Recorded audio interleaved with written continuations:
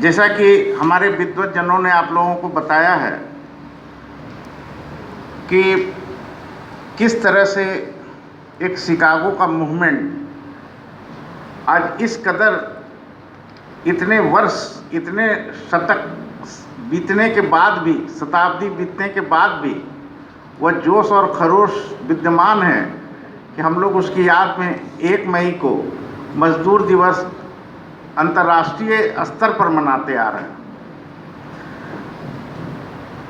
आज उसी आंदोलन का परिणाम है कि जो भी श्रम कानून स्वतंत्रता के बाद आए हैं वो उसके परिणाम का फल है। वैसे तो श्रम कानून जो पहला फैक्ट्री एक्ट बना था शायद 1881 में, उसमें कुछ कार्य के घंटे को निर्धारित किया गया था, मुझे याद आ रहा है। लेकिन उसके बाद उसमें अमेंडमेंट हुए और 1948 का जो ये कानून है वो एक नया रूप लेकर के हमारे पास है। हालांकि अभी उसमें अमेंडमेंट की भी स्थिति आ रही है। जैसा कि मैडम श्रीमती राय ने बताया कि अनऑर्गेनाइज सेक्टर के लिए बहुत कुछ हम लोग नहीं कर पा रहे हैं। ऑर्गेनाइज सेक्टर में तो ट्रेड यूनियंस हैं, अपने हकों के लिए वो लड़ सकते हैं, स्ट्राइक पे जा सकते हैं, गो स्लो को अमल में ला सकते हैं और भी बहुत तरह से विरोध जताने के उनके पास हथियार हैं। परंतु असंगठित क्षेत्र में जो हमारे खेतों में जो काम करने वाले वर्कर हैं वो संगठित नहीं हैं। अगर उनके लिए हम लोग न्यूनतम मजदूरी फिक्स करते हैं, वो अगर उसको न मिले तो बेचारा अकेला कहाँ जाएगा, उसका कोई सशक्त यूनियन भी नहीं है। लेकिन वो कभी कभी देखेंगे कि वो बॉन्डेड बन जाता है। न्यूनतम मजदूरी नहीं मिला, कोई कर्ज है उसके ऊपर में, तो उसका फ्रीडम ऑफ मूवमेंट जो है वो चेक हो जाता है, जिससे एक बॉन्डेड की स्थिति उसकी उत्पन्न हो जाती है और वो फिर एक मालिक के यहाँ ही रहने के लिए मजबूर हो जाता है और जो मिलता है उसी में अपने परिवार का भरण पोषण करता है। मिनिमम वेजेज एक्ट उनके लिए हम लोगों ने बनाया है, जो 1948 का ही कानून है। हम लोग उस अधिनियम से उनको लाभान्वित करने का कोशिश करते हैं, परंतु उसका भी लाभ उनको उस तरह से नहीं दिला पाते जिस तरह एक सशक्त यूनियन वाले ऑर्गेनाइज्ड इंडस्ट्री में होता है। बिजली बोर्ड के चक्रधर बाबू के रिप्रेजेंटेटिव यहाँ पे हैं। इलेक्ट्रिसिटी बोर्ड का जो ये यूनियन है इतना सशक्त है कि ये हमारे सचिवालय में भी धरना प्रदर्शन पर आमादा हो जाते और हुए, और कंसिलिएशन के दौरान उनकी मांगों को पूरा कराया जाता है।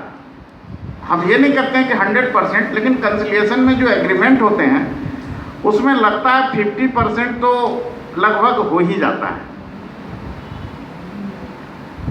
तो बिहार सरकार ने ऐसे असंगठित क्षेत्र में काम करने वालों के लिए, जो कि उनका राइट्स है, उनका ह्यूमन राइट भी के लिए, उनके लिए कुछ स्कीम्स बनाई हैं। हम आपको बताना चाहेंगे थोड़े से शब्दों में कि कानून से ही सब काम हमको मिनिमम वेजेज एक्ट बना दिया। मिनिमम वेज में क्या है, तो अगर सरकार द्वारा जो रेट तय किए जाते हैं, अगर उससे कम पे उसको मजदूरी दी जाती है तो उसके लिए क्लेम फाइल होते हैं। मान लीजिए 50 रुपया उसका मजदूरी निर्धारित है, कोई 40 रुपया या 30 रुपया मान लीजिए दे रहा है, तो 20 रुपया का डिफरेंस हुआ। तो 20 रुपये का डिफरेंस के लिए 10 टाइम्स पेनल्टी के साथ क्लेम फाइल हुआ। क्लेम फाइल कहाँ होते हैं?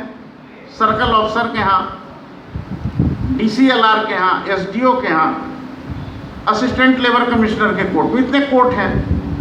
अब वो 500 रुपये का क्लेम, 10 टाइम्स पेनल्टी, 5,000 रुपये का क्लेम दायर हुआ और वो क्लेम डिसाइड होगा मान लीजिए 2 वर्षों में। अब वो मजदूर बेचारा 2 बरस तक तो कोर्ट दौड़ा, अब उसके फेवर में भी जजमेंट हो गया तो एम्प्लॉयर हाई कोर्ट में या अपीलेट अथॉरिटी में चला गया। अब अपील की सुनवाई चली 6 महीना साल भर। अब उस अपील में भी अगर उसके पूर्व के जजमेंट को रख दिया गया, अब एम्प्लॉयर चला जाएगा हाई कोर्ट। अब समझिए कि एक 5,000 रुपया लेने के लिए वो उसको बाद में याद भी नहीं रहता है कि हम कोई क्लेम दायर किए थे, वो दूसरे जगह काम पे चला गया वही 30 रुपये पे। तो कुछ कानूनी दांव पेच में एम्प्लॉयर उसको उलझा देते हैं जिससे कि उनका राइट नहीं मिल पाता। ये उनके ह्यूमन राइट का भी हनन है। तो फिर क्या किया जाए? इसमें कुछ अमेंडमेंट की ज़रूरत है। हम डॉक्टर पासवान साहब से भी अनुरोध करेंगे कि ऐसे श्रम कानूनों के अमेंडमेंट क्या होने चाहिए उनके रूल्स में, क्योंकि रूल्स तो बिहार सरकार बनाती है, उसको अमेंड हम कर सकते हैं। सेंट्रल एक्ट सेंट्रल गवर्नमेंट में है, वो उस पर हमारा नियंत्रण नहीं है। तो कुछ ऐसे कानूनों का भी अध्ययन हो और उसमें क्या प्रॉपर अमेंडमेंट हो, इसका भी अगर labour and social welfare department हमको अगर रिकमेंड करेगी तो हम लोग उस पर विचार करके इसके अमेंडमेंट के लिए कैबिनेट में और विधानसभा में इसको ला सकते हैं ताकि मजदूरों के हित में और बेहतरी से कुछ करा जा सके। अभी हम लोगों ने जो ऐसे लाचार मजदूरों जिसकी चर्चा श्रीमती राय ने किया, बहुत अच्छा लगा अनऑर्गेनाइज सेक्टर के लिए, तो उसमें हम लोगों ने कुछ स्कीम्स बनाए हैं और ये स्कीम चल रहे हैं। शायद हो सकता है आपको इसकी जानकारी न हो, स्टूडेंट्स को भी इसकी जानकारी न हो, जिसमें एक बहुत इम्पोर्टेंट योजना हमारे यहाँ चल रही है, बिहार शताब्दी असंगठित कार्य क्षेत्र कामगार एवं शिल्पकार सामाजिक सुरक्षा योजना 2011। ये बिल्कुल असंगठित क्षेत्र के लिए हैं। अब मान लीजिए कोई खेत में काम करने वाला मजदूर, कोई टेम्पू चालक हो, कोई तरकारी बेचने वाला कोई मजदूर हो, रिक्शा चलाने वाले हो, मूर्ति बनाने वाले हों, शिल्पकार की श्रेणी में आएंगे। और हमारे न्यूनतम मजदूरी एक्ट में 88 एम्प्लॉयमेंट दिए हुए हैं। उस 88 एम्प्लॉयमेंट से आच्छादित जो भी मजदूर होंगे, अगर उसकी किसी दुर्घटना में मृत्यु हो जाती है तो उसको हम लोग 1 लाख रुपया तत्काल देते हैं। इसके अलावे अगर पार्शियल कोई दुर्घटना में उसका कोई अंग भंग होता है तो उसमें 75,000 रुपया और आंशिक में 37,500। और ऐसे मृत्यु की स्वाभाविक मृत्यु भी हो जाए, मान लीजिए बीमारी से मर गया, हार्ट अटैक से मर गया, जो स्वाभाविक नेचुरल डेथ है, उसमें भी 30,000 रुपया दे करके हम लोग कम से कम उसको आर्थिक रूप से सुदृढ़ बनाने का काम कर रहे हैं। ये बिल्कुल असंगठित मजदूरों के लिए है। इसके अलावे हमारे पास जो दूसरी स्कीम है वो है प्रवासी मजदूर दुर्घटना अनुदान योजना। आप देखते होंगे कि मजदूरों का पलायन एक राज्य से दूसरे राज्य में होता है और बिहार एक बहुत बड़ा सोर्स स्टेट है। सियाराम जी अवगत हैं, ये हमारे बहुत सारे वर्कशॉप में डिपार्टमेंट में आते भी हैं। Saharsa, Darbhanga, Madhubani, Katihar, Purnia, these are the main source district जहाँ से कि ये मजदूरों का बड़े पैमाने पर आप ट्रेनों में देखेंगे जनसाधारण एक तो अमृतसर, पंजाब, दिल्ली, महाराष्ट्र में पलायन होता है। इसका मुख्य कारण है गरीबी।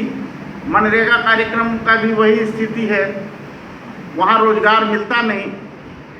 अब ये क्या होता है, अब ये चले गए अमृतसर, वहाँ पर किसी बिल्डिंग कंस्ट्रक्शन में काम शुरू कर दिए, गिर करके मर गए। तो ऐसे प्रवासी मजदूरों का जहाँ पर दुर्घटना में मृत्यु होती है उसको भी हम लोग 1 लाख रुपया तत्काल उसके जो वैध आश्रित है उनको देने का काम करते हैं और करोड़ों रुपयों का हम लोगों ने भुगतान प्रवासी दुर्घटना अनुदान में किया है और उसके सामाजिक सुरक्षा के हितों को हम लोग रक्षा करने का भी काम शुरू किए हैं असंगठित क्षेत्र के लिए। इसके बाद जो एक मुख्य स्कीम है वो है भवन एवं अन्य सन्निर्माण कर्मकार कल्याण बोर्ड। ये स्कीम मुख्यतः उन असंगठित निर्माण कामगारों के लिए है जो कि भवनों को बनाने में काम करते हैं और निर्माण का एक बहुत बड़ा व्यापक अर्थ है। कृपया ध्यान दीजिएगा, इसको सुनिए आप लोग। निर्माण का अर्थ सिर्फ भवन निर्माण ही नहीं है, जितने भी तरह के कंस्ट्रक्शन है, चाहे वो इलेक्ट्रिफिकेशन का हो, रोड का हो, बांध बनाने का हो, घर बनाने का हो, बड़ी बड़ी बिल्डिंगों का निर्माण करने का हो, उसमें जो मजदूर काम करते हैं उनके लिए एक बहुत बड़ी योजना हमारे यहाँ चल रही है। सियाराम जी जानते होंगे। इसमें भवन निर्माण मजदूरों का एक रजिस्ट्रेशन कराना पड़ता है हमारे यहाँ 30 रुपये में, और वो रजिस्ट्रेशन जब उनका हो जाता है, रजिस्ट्रेशन तो बंद है सर? नहीं चालू हो गया। वो कहाँ चालू हुआ? नहीं वो मैं बता रहा हूँ आपको, वो ऑनलाइन के कारण अभी बंद हुआ है। ऑनलाइन का कल वेबसाइट का लॉन्च हुआ है, उसके बाद वो शुरू हो जाएगा। उसके बाद 1 साल जिनका निबंधन कंटिन्यू होता है उनको हम लोग साइकिल अपने उनका जो अपना भवन है उसकी मरम्मती और उनका औजार खरीदने के लिए 15,000 रुपये राशि देते हैं, जो अभी बढ़ करके 39,000 हो गया। इसके अलावे पेंशन स्कीम, उसके मृत्यु पर दाह संस्कार का स्कीम, उन मजदूर के पुत्री का विवाह, करीब 15 योजनाएं से वो जुड़ते हैं जिसमें उनके हितों की रक्षा होती है। और इसमें भी हम लोग करोड़ों रुपये ऐसे निर्माण मजदूरों का भुगतान कर चुके हैं और हो रहा है।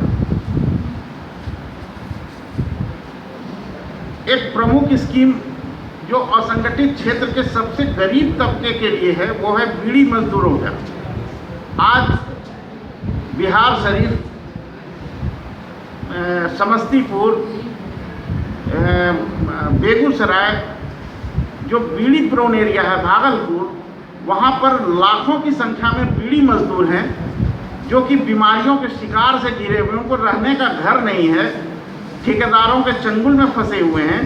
उनके लिए हम लोग नया बीड़ी स्कीम लेकर के आए हैं, हाउसिंग स्कीम। उसको घर बनाने के लिए हम लोग 1.5 लाख रुपया तत्काल भुगतान करते हैं अगर उसके पास 60 स्क्वायर मीटर लैंड है। 1.5 लाख रुपये हम लोग 3 किस्त में देते हैं। 25% तो उसको नगद दे देंगे एडवांस, उसके बाद लिंटल तक जब आएगा तो 60%, और जब छत की ढलाई होगी तो 15%, 100% इस तरह से बटा हुआ है। पहले ये स्कीम 40,000 का था, जिसको बढ़ा करके गवर्नमेंट ने 1.5 लाख कर दिया, और ये केंद्र सरकार सीधे पैसा देती है। पहले राज्य सरकार और केंद्र सरकार मिलकर देती है। तो इससे एक बड़े तबके के रहने की समस्याओं का 1.5 लाख में एक मकान तो बन ही जाता है। इंदिरा आवास योजना में क्या राशि है हमको भी ध्यान में नहीं है, पहले तो 40,000 की राशि थी, 90 हो गया। इसके अलावे जो हमारे श्रमिक भाई जो असंगठित गरीब जो बंधुआ की स्थिति में बन जाते हैं, आप देखेंगे अमृतसर में, दिल्ली वगैरह में जो खेती प्रोन एरिया है या ईंट भट्ठा, खास करके ब्रिक क्लिम्स में जो हमारे बिहार के मजदूर जाते हैं, आप ये जान लीजिए कि कोई महाराष्ट्र और गुजरात का मजदूर आपको बिहार में नज़र नहीं आएगा। बिहार के मजदूरों के बारे में चर्चा है कि ये बहुत ही बड़ा सोर्स स्टेट है। अदर स्टेट्स के रिहेबिलिटेशन और उनके उत्थान के लिए, वो वहाँ जाकर के बंधुआ की स्थिति में बन जाते हैं, उसको बंधक बना लिया जाता है, वहीं काम करना पड़ेगा, दूसरे एम्प्लॉयर के यहाँ वो जा नहीं सकता, उसका मूवमेंट रिस्ट्रिक्टेड है। तो ऐसी सूचना मिलने पर एनजीओ जो हमारे यहाँ एक्टिव हैं, खास करके बचपन बचाओ आंदोलन और भी, जब वहाँ से उनकी विमुक्ति होती है तो वहाँ के डिस्ट्रिक्ट मजिस्ट्रेट उसको एक रिलीज सर्टिफिकेट देते हैं, और जब वो हमारे स्टेट में आते हैं तो उनको हम लोग जो 1 लाख रुपया के दर से उसको रिहेबिलिटेशन पैकेज देते हैं।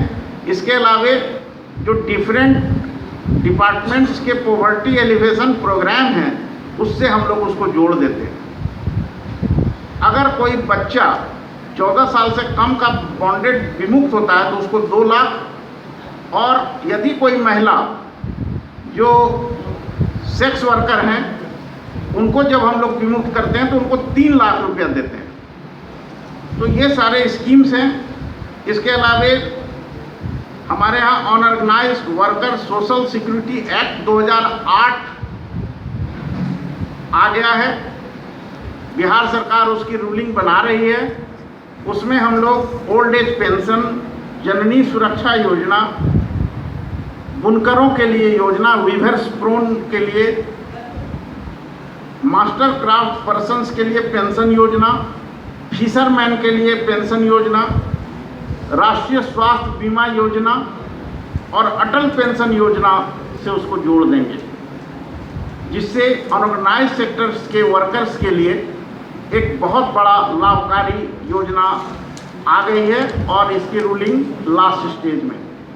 जैसा कि डॉक्टर पासवान ने कहा कि हम लोग बिहार के लिए लेबर पॉलिसी बना चुके हैं, मैं ही ड्राफ्ट किया हूँ उसका, और वो वेटिंग की स्थिति में है, और जल्द ही जल्द हम लोग उस नए लेबर पॉलिसी का ड्राफ्ट लेकर के आएंगे, और हम लोग उसको labour and social welfare department को भी प्रेषित करेंगे उसकी प्रति, ताकि इनका भी बहुमूल्य सुझाव या अमेंडमेंट उसमें कुछ और कुछ जोड़ना हो, उसकी सहमति लेंगे, उस पर भी हम लोग काम करेंगे।